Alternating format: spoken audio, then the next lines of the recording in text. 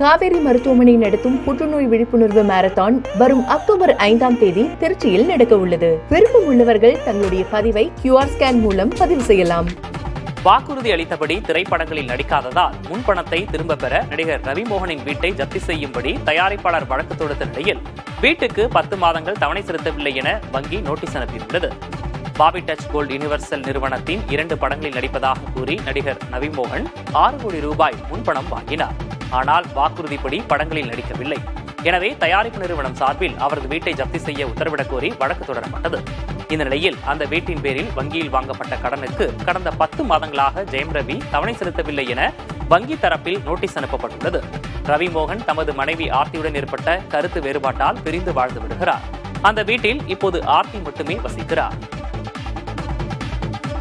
காவேரி மருத்துவமனை நடத்தும் புற்றுநோய் விழிப்புணர்வு மாரத்தான் வரும் அக்டோபர் 5ஆம் தேதி திருச்சியில் நடக்க உள்ளது. விருப்பம் உள்ளவர்கள் தங்களுடைய பதிவை QR ஸ்கேன் மூலம் பதிவு செய்யலாம்.